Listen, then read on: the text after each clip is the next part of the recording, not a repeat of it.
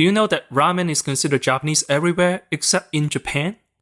In Japan, it's considered a Chinese-style Japanese dish. Anyway, this video is sponsored by Squarespace.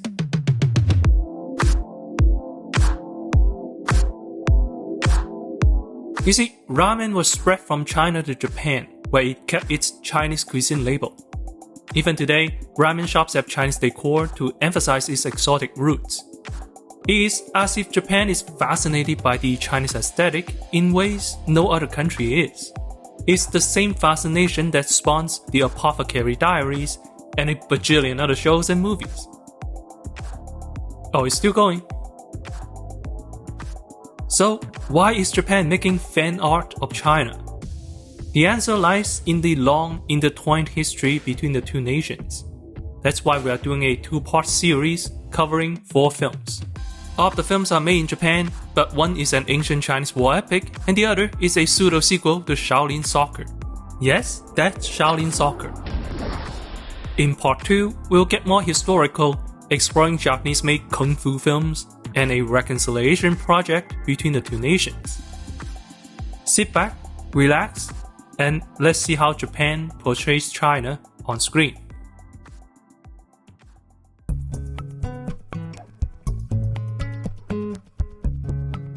Most of us know Japan's love for the Three Kingdoms and have produced many adaptations of their own. Understandable, as the translated novel has been part of Japanese culture since the 17th century. I am Cao Pi, like my father Cao Cao. But then there are weird cases like Kingdom, a movie based on a manga set during China's Warring States period. And it's like, bruh, don't you have your own Warring States period? Jokes aside, this is a solid shonen movie, well worth a watch for the action, well, that and the hot people. Protagonist Rishin is a slave boy who dreams of becoming a great general, fighting alongside his friend Hyo. But Hyo is recruited as the young king's body double and is killed in a coup. Before dying, Hyo entrusted the king to Shin, and the rest is a journey to reclaim the throne. It's basically a live-action shonen with all the anime BS we love and hate. The fight scenes are satisfying, the characters are interesting, and the way for the pretty boys to kiss is absolutely agonizing. Kingdom is still an ongoing series. The saga will eventually conclude with him and his king uniting China, ending 500 years of constant warfare. So, why would a Japanese manga choose China as a setting? Part of the answer is scale. During the Battle of Nagashino, Japanese warlord Oda Nobunaga commanded only 30,000 men. Sounds like a lot, but that's rookie numbers compared to ancient Chinese battles. 正教軍は8万、対して呂不韋軍は20万。実は奴らは8万でも焦っている。援軍は喉から手が出るほど欲しい。Additionally, the aforementioned Battle of Nagashino occurred in 1575. Kingdom, however, sets its story in 255 BC, during the Eastern Zhou dynasty, a period marked by 500 years of relentless warfare. It's a timescale the film repeatedly brings up. 血で血を洗う壮絶な戦争が500年もの間繰り返されていた。いしえ。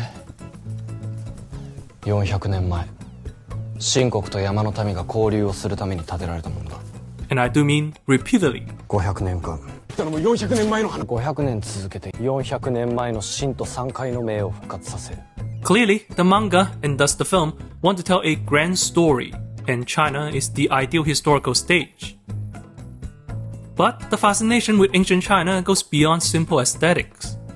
You see, Japan has many mythological origin stories, but one of the strangest is the idea that Japan came from China.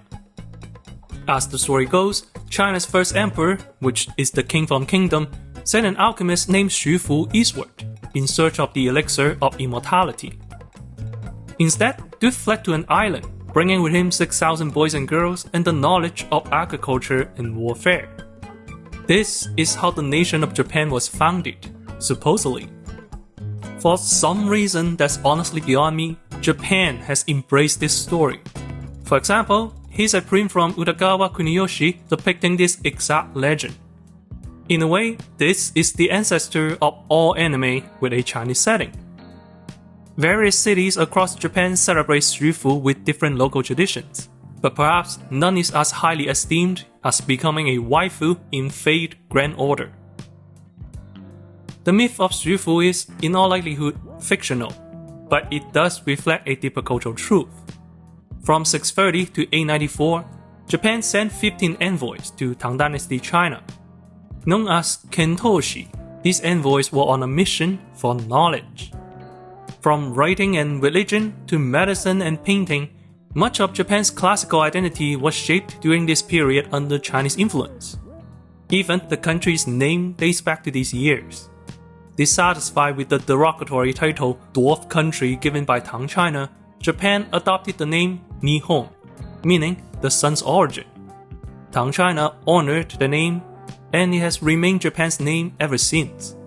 In more ways than one, those were Japan's formative years.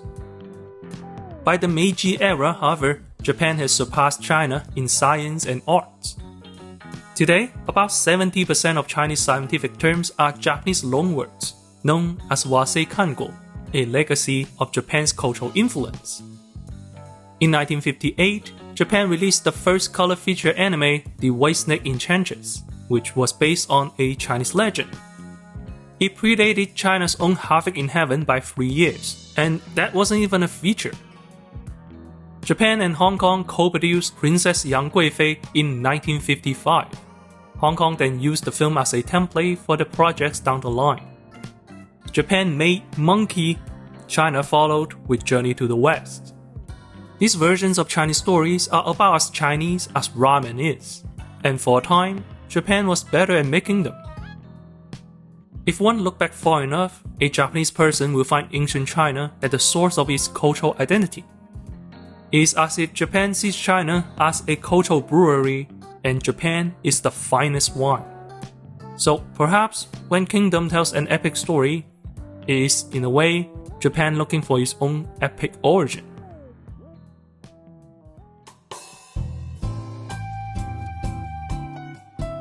If you own a ramen restaurant, then you need to give your website a Chinese aesthetic for authenticity. You can do that easily with Squarespace. Any self-respecting establishment will need a website to showcase its brand. Squarespace can help you achieve professional results with ease. Simply pick a template or start from scratch using the provided tools. Upload your photo, edit your tags, change your color and font. The process couldn't be simpler. If you need inspiration still, you can also check out Made with Squarespace to see what other people have created. Don't worry though, everything you created belongs to you. You are not limited by the rules of social media. Wanna give it a try? Start a free trial at squarespace.com/AccentTheCinema. You get all the tools you need to build a website. Once you're ready, use the code AccentTheCinema and you can get 10% off your first purchase. Need a website for your business? There is no better way than Squarespace. Visit squarespace.com/AccentTheCinema and get started today.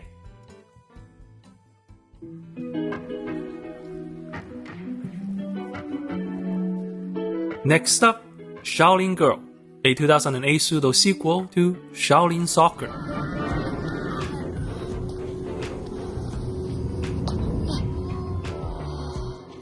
So, Shaolin Soccer was actually quite popular in Japan, earning nearly half of its worldwide box office there. It was the 13th highest grossing film in Japan that year, competing with juggernauts like Star Wars, Spider-Man, Lord of the Rings, and Harry Potter. Whether Shaolin Girl is a love letter to Shaolin Soccer or a lazy attempt to capitalize on its popularity, I'll let you decide. For now, let's talk about the story.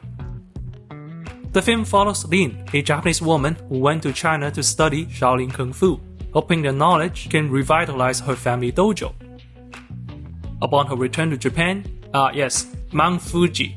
Don't you love it when Japan casually stereotypes itself? Anyway, upon her return, she finds the dojo abandoned. Lost and confused, Lin befriends Min Min, who invites her to play lacrosse, where her kung fu may be useful. Why lacrosse? Yeah, I don't get it either. Lin soon bonds with her teammates, but trouble arises when an evil martial artist kidnaps Min Min. What does the guy want? 俺はただ戦いたいだけだ。 From there, the movie becomes one big homage to martial arts cinema. Rin fights her way up a tower, facing a new opponent on each level, each a reference to a different classic movie. It's kind of fun to see how many you can recognize. In the end, Rin unleashes her ultimate attack and hugs the Sigma out of the male. They resume playing lacrosse. I still don't get it. The end. To weeps like us, Japan's fascination with Hong Kong is no surprise at all. Ghost in the Shell and Fullmetal Panic: The Second Raid both set their world in a city resembling Hong Kong. Even City Hunter's first ending theme, Get Wild, had a music video filmed there. Today it looks kinda silly, but back then it was aesthetic. From the 70s through the early 2000s, Japan adored Hong Kong, especially its action cinema.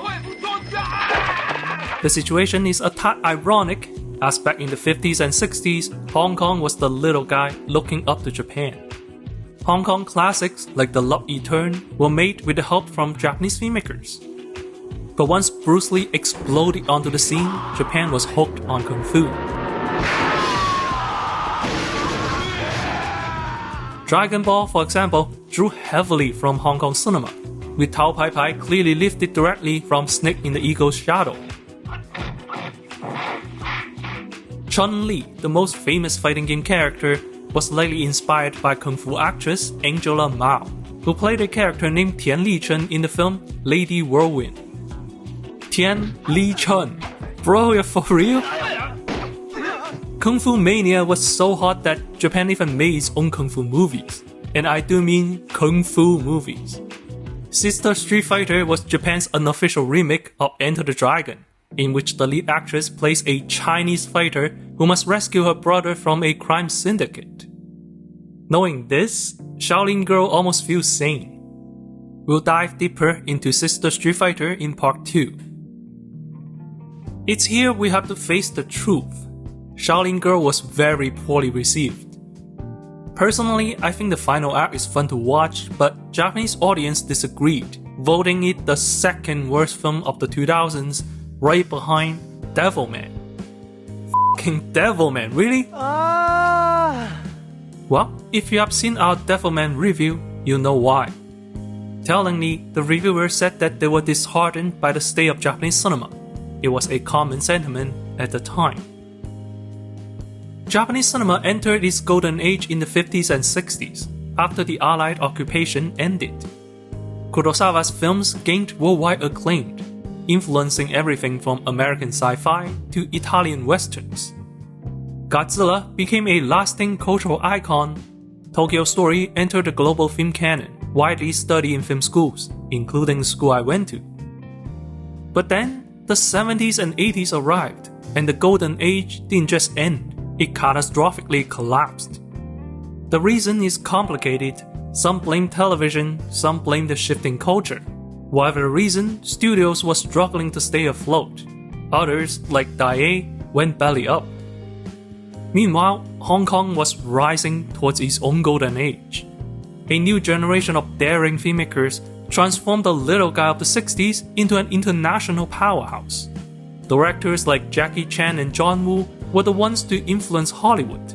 Hong Kong was the big boy now. This perception colored Shaolin Soccer. Facing an industry that went toe-to-toe with Lord of the Rings, Japanese film critics were enamored and frustrated. To bring this comedy full circle, Hong Kong in the 2000s was obsessed with J-horror, so much so that it started producing horror films in that exact same style. Tokusatsu series like Ultraman, Kamen Rider, and the Millennium Godzilla films were gaining popularity, as were Japanese TV shows. And then there's anime. Shaolin Soccer itself is heavily inspired by Japanese soccer anime like Captain Tsubasa. Unaware of Japan's struggle with cinema, Hong Kong looked to Japan with admiration. Growing up with Hong Kong media myself, I remember loving everything from Japan in the 2000s. Meanwhile, facing competition from Hollywood, Hong Kong was also questioning its own film outputs. By the time Shaolin Soccer was out, the writing was on the wall. The golden age has ended. So, when Shaolin Girl arrived, both industries were wrestling with the same fear, that they were falling behind. In a way, it's adorable.